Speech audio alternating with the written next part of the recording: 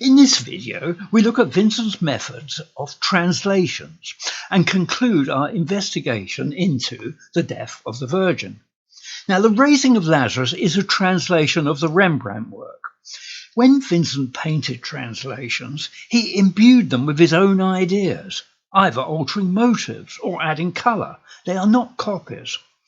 Confined in the asylum during a period of attacks, Vincent worried about abstractions which go too far, well aware that his mental state could produce unacceptable works. He tells us that whilst my illness was at its worst, I still painted. So, plagued by religious doubts and visions, he must have decided to express in pigment his torments. With his consummate knowledge of the Bible, he chose the perfect biblical scene, the death of the Virgin, which is the story of doubting Thomas. For the death of the Virgin to be by Van Gogh, there would have to be an original master work for his inspiration. Vincent had a superb visual memory, and he could discuss a work in detail years after seeing it. This is the work he used, Dürer's The Death of the Virgin.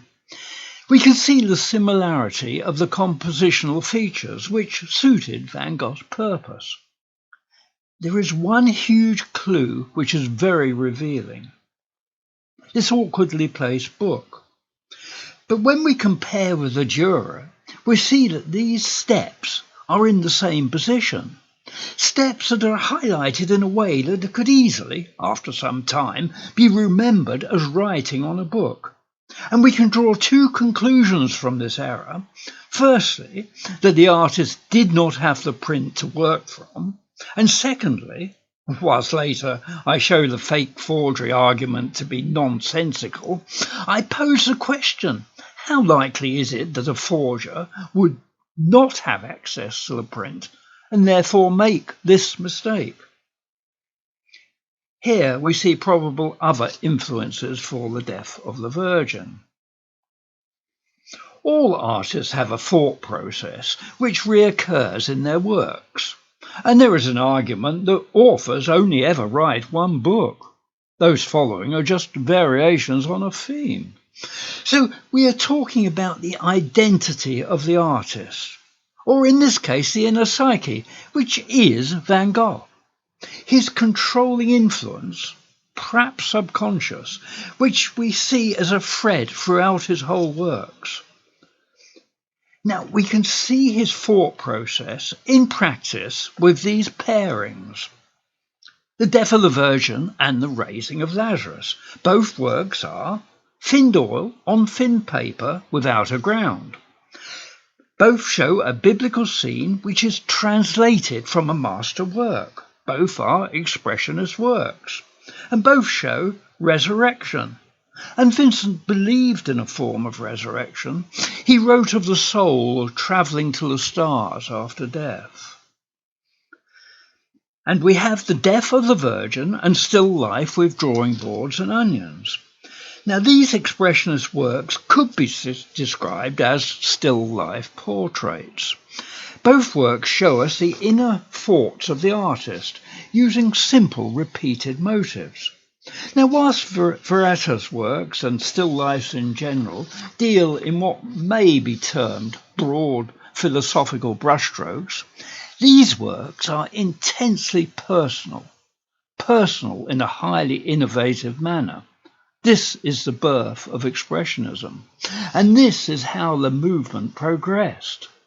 These works are quite different, employing a methodical, repeated use of straightforward motives. And we have the Death of the Virgin and Still Life with Bible. Now, both these works use the juxtaposing of book titles to express the artist's thoughts. In both cases, out with the old and in with the new. And both works relegate a Bible. Now, Vincent uses book titles many times in his works for expressionist purposes, but these two works are the only examples in the whole of fine art to use this juxtaposition to express the message. It is unique to Van Gogh. So these pairings have shown us the inner thought process of the artist, perhaps subconscious, that results in these replicated themes, distinctive and personal, unusual and innovative. The inner life force of the Death of the Virgin is inextricably connected to Van Gogh.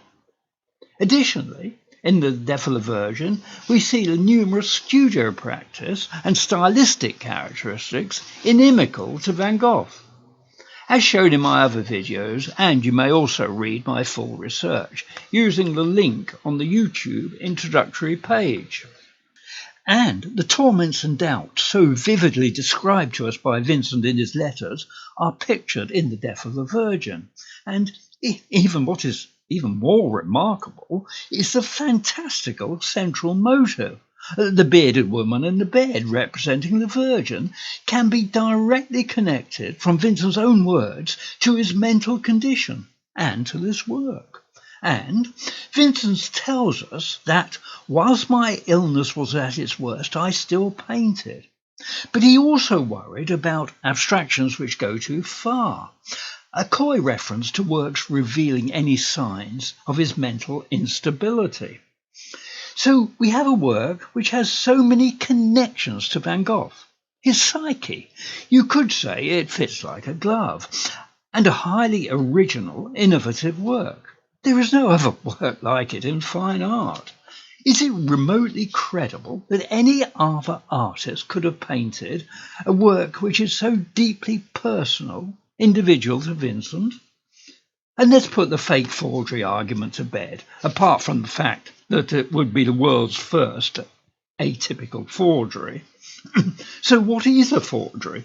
A work, usually signed, copying or borrowing elements from the existing oeuvre. The work will, on first impression, appear as coming from the hand of that artist. So why does an artist conceive and complete a work?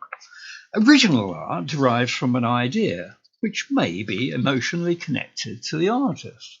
In the Death of the Virgin, first and foremost, we see this idea, the raison d'etre, to portray religious doubt, whilst a forger's raison d'etre is to produce a work which appears to come from another artist, which is hard to do. The result, acknowledged throughout the art world and shown by art history, is a shallow work showing no originality. To attempt to claim that the Death of the Virgin, atypical and original in concept, is a forgery, is a denial of the scholarship and common sense. And that's not all. Sealed in a frame since 1945, various unusual studio practice techniques employed in the Death of the Virgin have only been revealed by analysis after this date.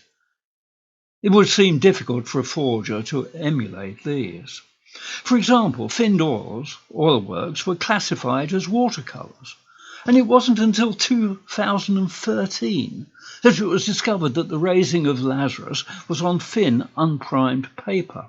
So to conclude, the evidence I've shown you is clear and straightforward. I've used simple logic and common sense. That the work can't be by the hand of any other artist than Van Gogh is evident.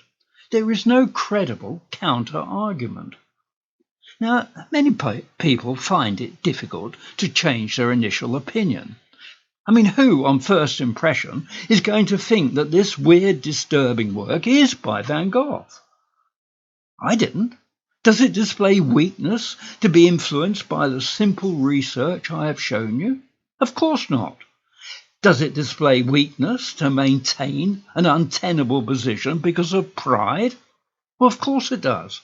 Is it reasonable to just say, well, I don't think it's a Van Gogh, without justifying that comment by a reasoned, convincing argument? Maintaining this denial, or cancelling this work, consequently supports the forgery argument, which shows a complete lack of understanding and knowledge of art, a naivety. In effect, using cancel culture to deny this work, perhaps Van Gogh's most relevant work, a work which will be of huge interest to millions of people. Please, I'm asking for your help to spread the word. Please could you, using social media network, pass the links onto my videos? Are you in the art world or in the media? Or can you help in any other way? Do you want to be involved? Or have you any comments on this research? Please contact me at this email address.